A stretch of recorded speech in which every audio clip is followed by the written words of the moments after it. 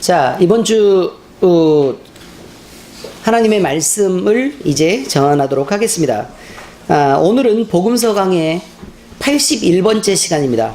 그래서 제자에 대해서 지금 우리가 얘기를 하고 있는데, 제자가 가져야 될, 이제 어떤 모습을 제자가 가져야 될 것인가? 제자가 가져야 될 요소 첫 번째로 말씀을 깊이 상고하는 습관을 가져야 한다. 이런 말씀으로 오늘 여러분과 함께 말씀을 나누려고 합니다. 말씀 나누실 때에 저와 여러분 모두에게 큰 은혜가 임하고 우리의 행동과 태도들이 바뀌어서 말씀을 잘 묵상하는 그런 일들이 우리에게 그렇게 임하기를 바랍니다.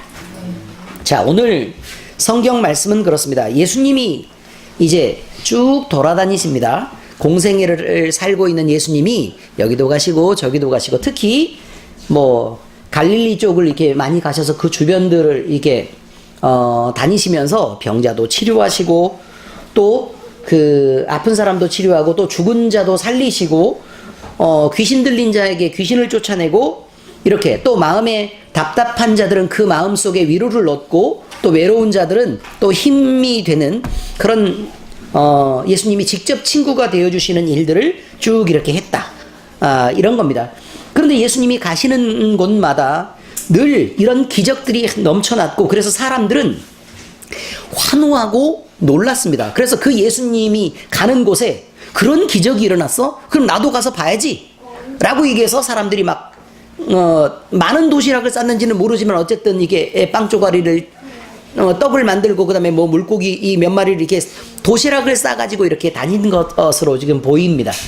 그러니까 그 중에 도시락을 많이 준비한 사람도 있고 조금 준비한 사람도 있어서, 예수님의 말씀이 이렇게 쭉 따라다니다가 길어지면 이제 도시락을 다 먹었으면 이제 집으로 돌아가는 사람도 있겠고, 그 다음에 돌아가려고 하는데 그게 도저히 돌아갈 수 없는 환경이 되는 거예요. 왜냐면 말씀이 너무 좋거든요. 그러면 굶고 몇 날을 따라다니는 이제 그런 일들도 이제 벌어지게 되었다, 그런 말이죠.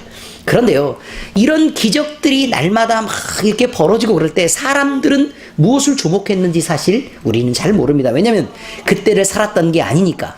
그렇지만 지금 우리가 살아가는 모양새를 보면 기적에 주목하지 않았을 리가 없다라는 것은 상식입니다. 자, 그러면 예수님은 이렇게 기적과 이적만 일으키면서 신비한 행보를 계속하셨을까? 이렇게 능력의 행보만 계속하셨을까? 아닙니다. 이렇게 능력을 보이신 것은 예수님의 아이덴티티입니다. 정체성이에요. 하나님의 아들이고 그분이 하나님이셨기 때문에 그분이 가는 곳에서는 귀신을 쫓아내려고 하지 않아도 그냥 지나가고 있으면 와가지고 하나님의 아들 예수님, 도대체 여기를 왜 오셔서 저를 괴롭게 하십니까? 이렇게 아니, 자기가 먼저 나와가지고 난리를 피우니까, 그래서 예수님은 너는 거기서 나와라 라고 얘기를 할 수밖에 없는 거죠. 의미들을 아시겠습니까? 그리고 예수님이 함께 하시는 곳에 병이 쭉 이렇게 들어있는데 예수님이 가시는데 낫고 싶어서 옷자락만 만져도 낫는 걸 어떻게 해요? 그러니까 예수님의 정체성이 그렇다는 겁니다. 그 아이덴티티가 그렇다는 걸 여러분들이 알고 계셔야 됩니다. 그런데 예수님은 왜 이렇게 하셨을까? 하나님의 아들이고 하나님이신 이분이 왜 오셨을까? 사실은요, 말씀 증거 때문에 오셨던 것입니다. 하나님의 메시지를 소개하기 위해서 왔습니다. 그렇죠? 네. 이렇게 예수님이 오신 일 중 오셔서 하신 일 중 대표적인 것이 말씀 전하는 일이었습니다. 그 말씀은 대부분은요, 구약을 풀어주시고 또 하나님의 그 마음에 대해서 자세하게 막 이렇게 풀어서 설명을 해주고 계시죠. 율법의 진짜 뜻은 무엇이다? 너는 이게 잘못된 거다. 왜 외식하냐? 그러지 말고 너의 마음의 진심은 하나님 앞에 드려야 된다라고 얘기를 계속하고 있는 그 모든 것들 속에 사실은 구원자이신 자신에 대한 소개를 하고 계셨던 것입니다. 오늘 말씀도 그렇습니다. 예수님은 하나님이 보내신 유일한 화평의 제물이었고, 그 다음에 화평의 수단이었습니다. 하나님이 보내신 대사였습니다. 그러니 하나님의 자격으로 사람의 몸을 입고 오신 것입니다. 자, 그런데 사람이 유일한 화평의 길인 예수 그리스도를, 구약 성경을 이해를 제대로 못해서 그걸 믿지를 못하니까, 그래서 형식만 지키고 이렇게 있으니까 답답해서 예수님이 그것을 가르치지 않을 수가 없었다라고 지금 얘기하고 계십니다. 그래서 말씀은 능력으로 증명되었고, 그리고 사람들이 느낄 때는 야, 사람들이 하는 말 같지 않네, 하나님이 하시는 말씀 같지 않냐 라고 그 권위를 인정할 수밖에 없었습니다. 아무리 마음이 완악한 죄인이라도 그 마음에 찔림을 받았습니다. 그런데 놀라운 것은 그 찔림을 받았던 많은 사람들이 행동했고 반응했던 것이 서로 다르다는 게 문제입니다. 누가복음 4장 31절에 32절에 보니까 갈릴리 가버나움 동네에서 내려오사 안식일에 가르치심에 그들이 그 가르치심에 놀라니 이는 그 말씀에 권위가 있음이러라. 권위가 있었다 라고 얘기합니다. 권위가 있었다. 권위가 뭔 줄 아세요? 권위가 뭐죠? 카리스마는 어디서 유래한 거라고요? 성령에서 유래한 단어입니다. 성령에서 유래한 단어죠. 자, 물론 들었던 사람들은 각각의 예수님의 말씀을 모두 다 들었습니다. 반응이 달랐죠. 왜냐면요, 그들이 지금까지 가져왔던 바른 신앙에 대한 기준을 거기에 적용했기 때문에 그렇습니다. 어떤 사람들은요, 하나님께 마음을 드렸던 사람들이 있습니다. 하나님, 제가 이렇게 안식일도 제대로 못 지키고요, 마음을 구분해서 하나님 앞에 드리고 싶은데 죄인이라 마음이 쉽게 구분되지도 않고, 김집사가 미운데 저는요 쉽게 그게 없어지지도 않는 그런 완악함을 제가 갖고 있습니다. 도대체 이걸 어떻게 했으면 좋겠습니까? 하나님을 섬긴다고 하면서도 제가 이 모양밖에 안 되는데 어떻게 저 같은 사람이 구원을 받을 수 있겠습니까? 라고 하나님 앞에 마음을 드렸던 것입니다. 그러니까 예수님이 오셨을 때 내가 너에게만 의지해서 구원을 베풀려고 하는 게 아니다.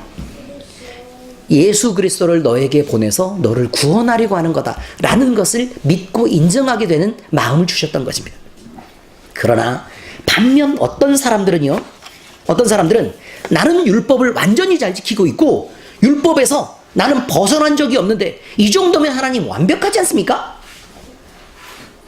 라고 했던 사람들에게 예수님이 오셔서 던지는 말은 그것이었습니다. 네 행위가 그런 것이 네가 마음에 진심을 하나님 앞에 드렸다고 얘기할 수가 있느냐? 그리고 네가 그렇다면 그 알맹이가 전체가 온전한 것으로 드려지지 않고 겨우 사람을 의지하거나 너 자신을 인정받기 위해서 하나님 앞에 드렸던 그 마음을 어떻게 하나님 앞에 진실한 예배나 아니면 진실한 제물이라고 얘기할 수 있겠느냐라는 거죠. 온전하지 않은 것은 하나님 앞에 드려지는 게 아니다. 어디 벌레 먹은 것을 갖고 오고 어디 썩은 걸 갖고 와서 그 열매로 내가 가장 귀한 것을 당신에게 드립니다라고 말할 수 있겠느냐라고 얘기하고 있는 것입니다. 그들 마음은 그들 자신이 인정할 때도 찔림을 받았습니다. 그래서 듣는 그들의 마음에 파장을 불러일으켰습니다. 그동안은 잔잔했겠죠. 그러나 말씀이 떨어지는 순간 큰 풍랑이 일어나고 해일이 일어난 것처럼 걷잡을 수 없도록 그들의 마음이 흔들렸습니다. 스스로 알고 그렇게 믿었던 하나님의 말씀이, 그리고 내가 전부라고 생각했던 그 율법에 대한 이해가 본질을 듣고 나니까 거짓이었고 그것이 위선이었다라는 것을 알게 된 것입니다. 그러므로 우리는 이제 예수님의 그 말씀을 들은 사람들이 반응했던 것처럼 우리 자신도 이제 어떻게 말씀 안에서 우리 자신을 내어놓고 그걸 기준에서 비춰볼 것이냐라는 것들을 생각해야 될 때가 온 것입니다. 이제 어떻게 하면 우리가 말씀을 바로 알 수 있을까? 그리고 어떻게 하면 예수님의 제자로 바로 설 수 있을 것인가? 라는 것을 말씀 안에서 이야기하려고 하는 것이다. 그런 말입니다. 첫 번째, 성경은요, 스스로 깨닫는 것이 아닙니다. 배워서 아는 것입니다. 이게 굉장히 중요한 것입니다. 성경은 구약이든 신약이든 모두 다 예수 그리스도를 증거하고 있습니다. 그런데 우리가요, 여러 번 읽어도 사건이 보이지 예수 그리스도가 안 보이는 거예요. 이게 문제입니다. 어떤 사람은 예수 그리스도를 일부를 발견하는 사람들도 사실은 있습니다. 그러나 그 방향이 끊임없이 바른 방향으로 계속될 것이다 라는 자신을 할 수가 없는 것입니다. 왜냐하면요, 적어도 두 가지 의미에서 성경에 기록된 예수님을 우리가 바로 알 수 없다라는 게 성경의 증거입니다. 그러니 성경을 내가 알고 바로 믿는다고 생각하는 사람들은요, 그 성경이 기록하고 있는 사람은 그 성경을 바로 알 수 없다라고 얘기하는 그 전제 속에 그것마저도 인정할 수 있어야 성경을 믿는 것입니다. 자, 그 이유의 첫째는 이렇습니다. 사람은 모두 죄 속에 있습니다. 죄인인 사람은 사고가 왜곡되어 있습니다. 그래서 그들의 판단 역시 바르게 될 수 없습니다. 그러므로 사람은 하나님을 향해 나가는 바른 방향을 스스로 찾을 수가 없습니다. 이것이 첫 번째 이유입니다. 성경을 바로 해석할 수 없다. 여러분, 어떤 사람은 성경을 읽으면 내가 성경을 읽어봤으니까 거기 나오는 말씀 내가 다 알지 라고 얘기하는 사람은 정말 성경을 모르는 사람이고 하나님도 이해가 전혀 안 돼 있는 사람입니다. 그러니까 세상에 그렇게 많은 지식 중에 겨우 자기가 알고 있는 그 몇몇 가지를 들어서 전부를 알고 있는 것처럼 오버하고 그렇게 교만을 떨겠죠. 둘째 이유입니다. 사람의 이성은 그 크기가 너무 작아서 모든 만물을 통찰하시고 온 천지의 주제이신 하나님을 그 안에 담을 수가 없기 때문에 그렇습니다. 하나님은 사람이 생각하고 있는 규모가 이만큼의 크기다라고 생각하면 하나님은 무조건 이걸 넘어갑니다. 그러니 사람이 생각할 수 있는 이성의 크기로 하나님을 도저히 이해할 수가 없습니다.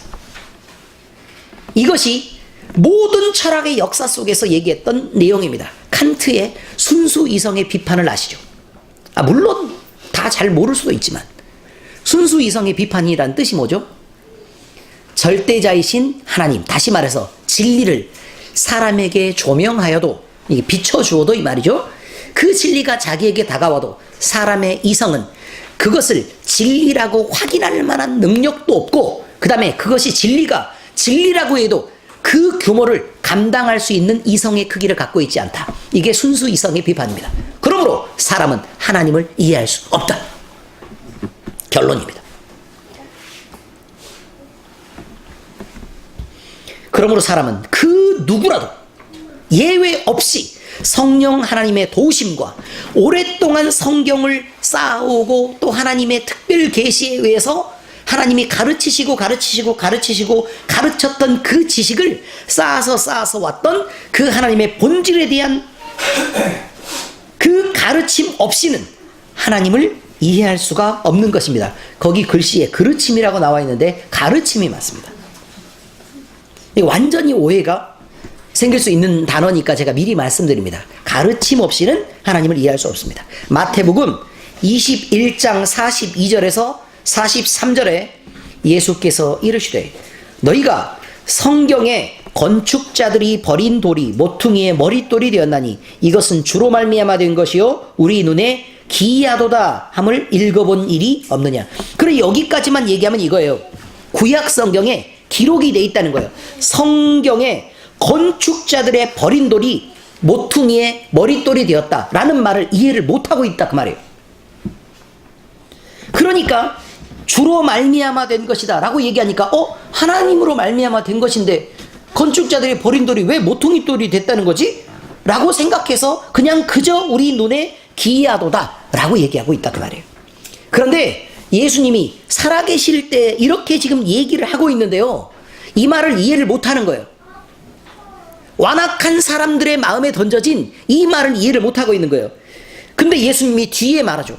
그러므로 내가 너희에게 이르노니 하나님 나라를 너희는 빼앗기고 그 나라에 열매 맺는 백성이 받으리라. 건축자들의 버린 돌이라고 얘기하면 너희가 버린 돌이 하나님이 다시 갖다가 모퉁이에 성전을 짓는 모퉁이에 머릿돌로 세웠다. 이런 얘기를 말하고 있는 것이라 그 말이에요. 우리는 이해하지만 그때 당시에 그들은 구약 성경에 뻔히 기록된 이 말을 이해할 능력이 없었다라고 말합니다. 그래서 예수님 자신을 가르치실 때 구약 성경의 성경을 풀어서 자주 가르치셨습니다. 요한복음에 보니까 내게는 요한의 증거보다 더 큰 증거가 있으니 이거죠. 요한의 증거. 그러니까 요한이 스스로 이제 예수님께서 구원자인 그리스도께서 오신다. 나는 그의 신발끈을 이렇게 풀고 묶기도 감당할 수 없을 만큼 그는 큰 능력으로 오실 것이다. 나는 물로 세례를 주거니와 그는 불과 성령으로 세례를 줄 것이다. 라는 얘기를 하면서 자신을 낮추고 있었습니다. 그런데 요한이 그렇게 증거하니까 사람들이 메시아가 오시는구나 라고 그때 믿었다 그 말이에요. 그런데 예수님이 말씀하시는 건 요한이 증거하고 있는 것보다 더 큰 증거가 있으니 이미 있다는 얘기예요. 이미 있다. 아버지께서 내게 주사 이루게 하시는 역사, 곧 내가 하는 그 역사가 아버지께서 나를 보내신 것을 나를 위하여 증언하시는 것이요. 그러니까 앞에 긴 단어를 여러분들은 이렇게 읽으면 중간에 말이 안 돼요. 그러니까 제가 다시 정리해 드릴게요. 요한의 증거보다 더 큰 증거가 있으니 나를 위해서 증언하는 것이다 라는 거예요.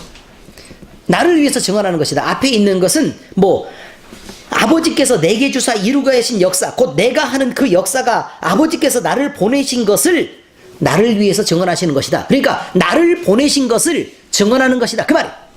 나를 보내신 것을 증언하는 것이다. 요한의 증거보다 더 큰 증거는 나를 보내신 증거하는 것인데, 그 증언이 어디에 있냐면 또한 그 다음에 또 있어요. 또한 나를 보내신 아버지께서 친히 나를 위하여 증언하셨느니라. 자, 나를 증언하는 것인데 아버지가 증언하신 거래요. 아버지가 증언하신 것이다. 너희는 아무 때에도 그의 음성을 듣지 못하였고 그 형상을 보지 못하였으며 그 말씀이 너희 속에 거하지 아니하니 이는 그가 보내신 이를 믿지 아니함이라. 아버지가 보내주셨는데 믿지 않아서 그 증거가 너희 눈에 안 보인대요. 믿지 않으니까 안 보인대요. 그러니까 믿음의 눈으로 볼 때만 보이는 것이 있다는 거예요. 자, 너희가 성경에서 영생을 얻는 줄 생각하고 성경을 연구하거니와 이 성경이 곧 내게 증언하는 것이다. 바로 이거예요. 자, 그럼 요한의 증거보다 더 분명한 건 뭐라고 하고요? 성경의 증거라 그 말이에요. 왜요? 요한은 한 사람이 증거하는 거지만 성경은 끊임없이 하나님이 역사를 통해서 각 사람과 선지자를 통해서 계속해서 메시아가 올 것이다. 너희는 그 메시아를 믿어야 된다. 예수 그리스도에 대한 끊임없이 증언을 계속하고 있었는데 온다는 걸 믿질 않는다는 거예요. 왜요? 믿음을 동원하지 않아서. 제자들은 예수님이 자기의 곁에 늘 계셨습니다. 공생애 내내 계셨습니다. 말씀을 풀어 가르쳐 주셨으며 있어야 할 미래의 일에 대해서도 늘 말씀해 주셨지만 그 당시에는 그렇습니까? 이렇게 알아듣는 듯 했어도 그들은 예수님의 하신 말씀을 이해할 수 없었습니다. 그냥 그렇군요 하고 말았는데 껍데기는 알아들었는데 그 속에 있는 진짜 의미들을 깨닫지를 못했습니다. 그래서 예수님은 자신의 공생의 기간뿐만 아니라 부활하신 후에도 그들에게 또 다시 나타나서 자기가 내가 같이 다닐 때 이렇다고 말하지 않았느냐. 죽어서 고난을 받고 죽어서 3일 만에 다시 부활해서 나타난다고 하지 않았느냐. 봐라, 이렇게 나타났지 않냐. 그리고 그때 말한 성경의 뜻은 이것이다 라고 가르쳐주고 계신다 그런 말이에요. 이 이야기는 이제 지금 들려질 이 이야기는 예수님이 돌아가신 얼마 후 예수님이 부활하신 사건, 그러니까 적어도 3일이 지난 다음의 일입니다. 아주 가까운 때에 일어난 일입니다. 예수님이 돌아가신 후에 제자들은 마음이 크게 상심하여 낙심해 있었습니다. 지금까지 자기의 온 인생을 걸고 따라다녔던 그 선생이신 예수님이 돌아가시고 나서 선생을 잃은 제자들은 이제 뿔뿔이 흩어져서 방향을 잃은 채 자기의 갈 길로 돌아가고 있었습니다. 그 중에 엠마오를 향해 내려갔던 두 제자가 있었는데 이들은 예루살렘에서 이제 일어났던 일, 다시 말해서 선지자이신 예수님, 그 예수님이 무슨 잘못을 했냐는 거예요. 우리에게 잘못도 한 일도 없고 우리에게 사랑을 베푸시고 늘 기적과 이적으로 우리를 살려내시는 그 예수님을 많은 자들이 부인하고 모함하고 거짓 누명을 씌워서 핍박해서 그 예수님을 십자가에 못 박아 죽인 사건이 그때 벌어지고 나서 이건 정말 아니다 라는 느낌을 갖고 있었던 거예요. 이건 정말 아니다. 그래서 예루살렘으로 두 제자가 내려가면서 야, 정말 세상이 이래서 되겠냐? 우리 선생님이 도대체 무슨 잘못이 있냐? 라는 것을 지금 얘기를 하고 갔었습니다. 그리고 그 길을 가던 중에 어떤 한 사람이 자기에게 다가와서 묻습니다. 무슨 이야기들을 하고 있습니까? 그러니까 나사렛 사람 예수 그리스도의 예수님에 대한 얘기를 지금 하고 있습니다. 그랬더니 그럼 그분이 누굽니까? 라고 묻죠. 그러니까 사람들이 대답할 때 아니 당신은 예루살렘에 있었던 이야기의 소문을 듣지도 못했습니까? 어마어마한 일이 지금 일어났는데 난리가 났습니다 지금. 근데 이 이야기를 못 들었다니요. 그러고 예수님에게 일어났던 일에 대해서 얘기를 합니다. 그러니 사람의 마음은 뜨거웠어도 예수님을 그리스도로 바로 알 수가 없었던 이 제자들은 사건을 얘기할 수밖에 없었다. 그런 말이에요. 근데 그 물었던 사람이 성경에 대해 얘기하기 시작합니다. 이분이 예수님입니다. 예수님이 제자들에게 나타나서 자초지종에 대한 것, 그 다음에 예수님의 부활과 일어날 일들에 대해서 예수님이 예언했던 것들과 그 다음에 예수님은 자기 자신에게 대해서 공생의 기간 동안 얘기했던 것을 자기가 누구인지 그리고 돌아가시기 전에 제자들을 어떻게 가르쳤는지 다시 생각나게 다시 반복해서 가르칩니다. 그리고 제자들이 이제 엠마오로 내려가려고 하는데 예수님은 더 가시려고 하다가 어디 사라지고 없습니다. 제자들은 그때서야 지금 그 말씀을 풀어주셨던 분이 예수님인 것을 알고 함께 나눴던 예수님이 부활하셔서 자기들에게 나타나서 이렇게 얘기했던 부분들에 대해서 이제 알 수 있게 되었습니다. 그리고 뭐라고 얘기했느냐? 이렇게 나와 있습니다. 그날에 그들 중 둘이 예루살렘에 25리쯤 되는 엠마오라고 하는 마을로 가면서 이 모든 된 일을 서로 이야기하더라. 그들이 서로 이야기하며 문의할 때에 예수께서 가까이 이르러 그들과 동행하시나 그들의 눈이 가리어져서 그인 줄 알아보지 못하거늘 예수께서 이르시되 너희가 길 가면서 서로 주고받고 하는 이야기가 무엇이냐 하시니 두 사람이 슬픈 빛을 띠고 머물러 서더라. 그 한 사람이 글로바라는 자가 대답하여 이르되 당신이 예루살렘에 체류하면서도 요즘 거기서 된 일을 혼자만 알지 못하느냐? 이르시되 무슨 일이냐? 이르되 나사렛 예수의 일이니 그는 하나님과 모든 백성 앞에서 말과 일에 능하신 선지자거늘 우리 대제사장들과 관리들이 사형 판결에 넘겨주어 십자가에 못 박았느니라.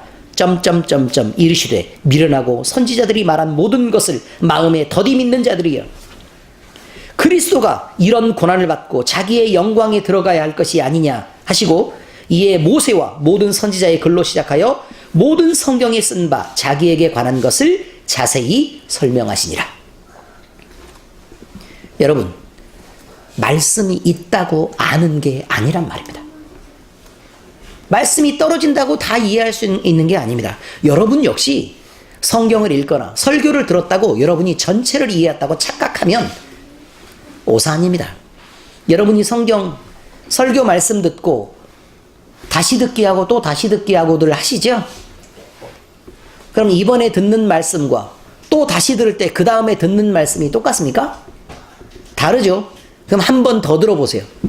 그 말씀이 두 번째 말씀 듣는 것과 첫 번째 말씀을 더 해놓은 것과 같은지 아니면 새로운 게 계속 나오는지. 새로운 게 계속 나오죠? 그럼 그 다음에 또 들어보세요. 그럼 또 새로운 게 안 나오는지. 들으면 들을수록 새로운 게 계속 나옵니다. 이건 성경 말씀이 아니고 성경 말씀을 풀어준 해석인데도 불구하고 이렇다 그 말입니다. 그러니 성경 말씀 자체는 오죽하겠냐 그 말이에요. 성경은 이처럼 들었다고 이해되는 것이 아닙니다.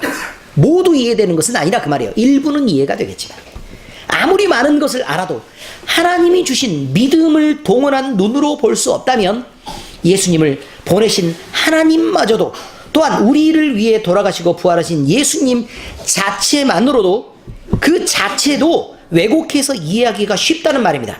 마가복음 12장 24절에 이렇게 나옵니다. 예수께서 이르시되 너희가 성경도 하나님의 능력도 알지 못함으로 오해함이 아니냐. 오해하고 성경을 해석했단 말이죠. 그래서 예수님은 제자들을 스스로 깨닫도록 주지 않으시고 꼭 말씀을 풀어 반복해서 가르치고 계셨던 것입니다. 누가복음에 보니까 24절에 보니까요. 마지막 장입니다.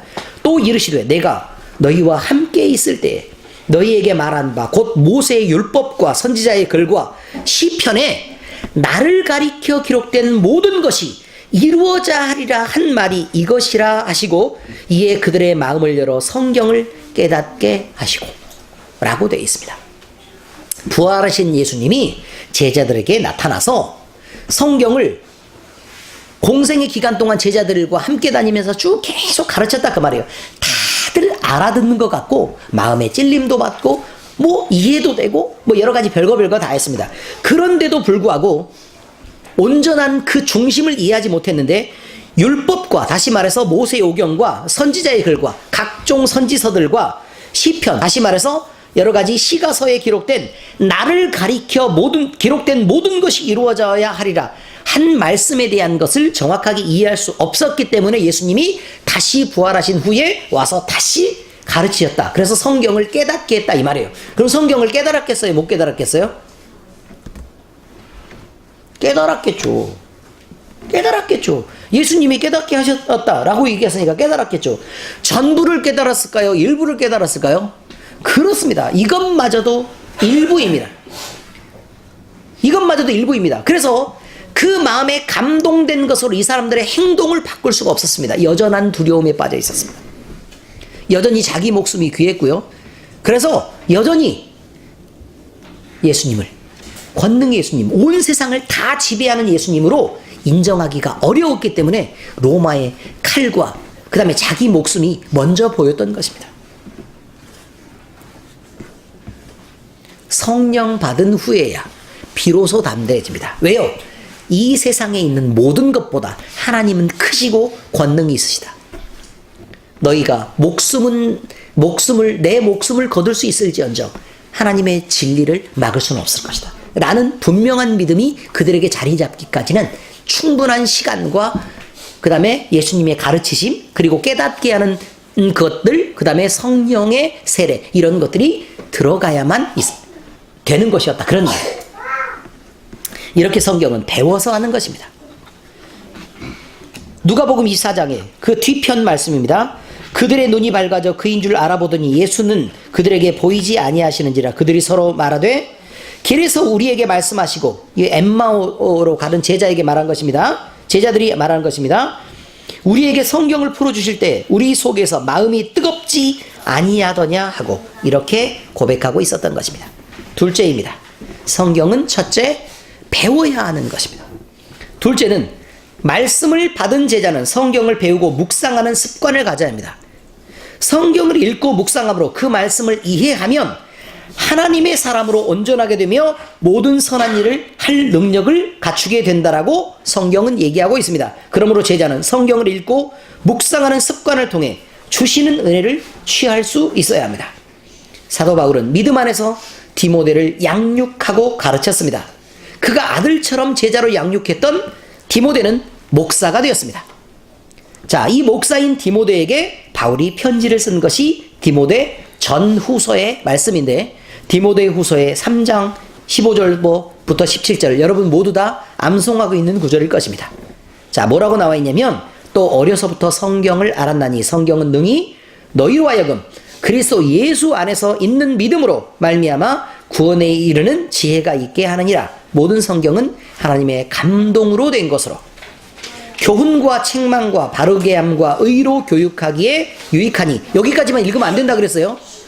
여기까지만 읽으면 안 돼요. 모든 성경은 하나님의 감동으로 된 것으로 교훈과 책망과 바르게 함과 의로 교육하기에 유익하니 라고 돼 있으면, 아, 책망도 하고 교훈도 하고 바르게 하고 의로 교육하라는구나 라는 것이 아니고요. 이렇게 유익하니 이는 하나님의 사람으로 온전하게 하며 모든 선한 일을 행할 능력을 갖추게 하려 함이라 라고 기록되어 있으니까, 아, 목적은, 성경이 기록된 목적은 이런 것들을 성경이 말해서 하나님의 사람이 온전하게 되고 선한 일을 행하라고 그 능력을 갖추게 하려고 하는 것이구나 라고 알아야 된다, 그런 말이에요.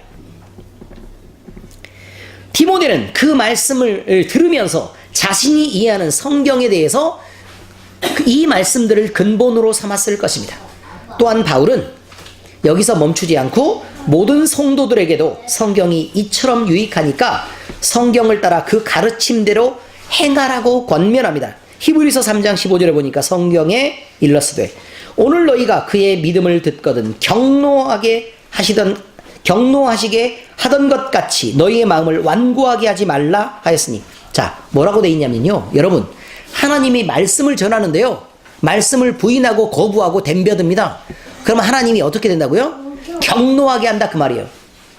화가 나서 견딜 수 없는 지경까지 이르게 된다, 그런 말이죠. 그러니 그렇게 하지 말고 마음을 완고하게 하지 말아라 라고 얘기하죠. 또 예수님의 동생이며 야고보서를 기록한 예수님의 친동생 야고보입니다. 그 야고보는 똑같은 말로 성도들에게 성경대로 서로 사랑하라는 권면을 하고 있습니다. 야고보서 2장 8절에 보니까 너희가 만일 성경에 기록된 대로 내 이웃 사랑하기를 내 몸과 같이 하라 하신 최고의 법을 지키면 잘하는 것이거니와 라고 나와 있으니까 안 지키면 나쁜 것이다 라는 말이 있겠죠. 자, 이처럼 말씀을 모르고는 하나님의 뜻을 행할 수 없습니다. 그러니 하나님이 제자라고 하면서 말씀을 지키지 않는 제자, 말씀을 모르는 제자는 있을 수가 없는 것입니다.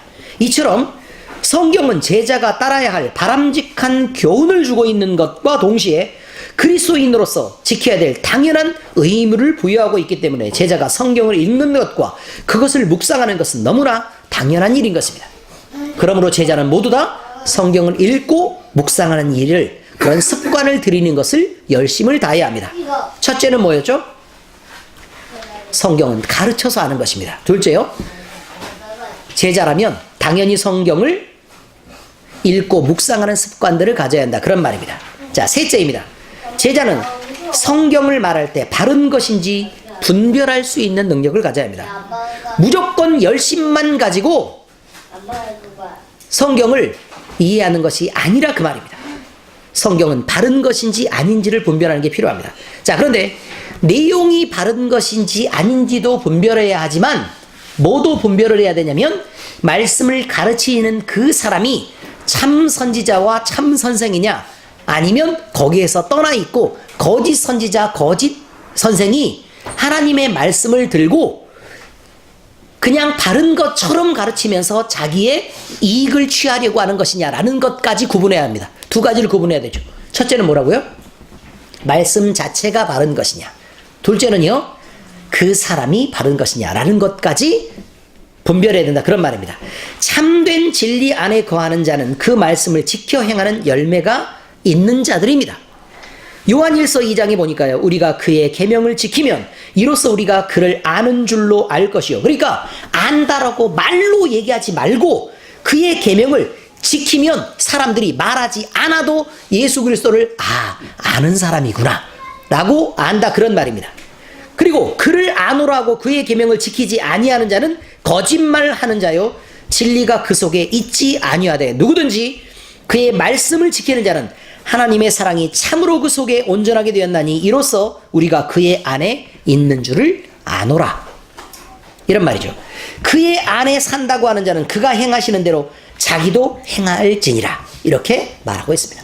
예수님의 행함과 전혀 다르게 행하는 사람이 그저 예수 그리스도를 안다고 하는 것은 거짓이라고 얘기합니다.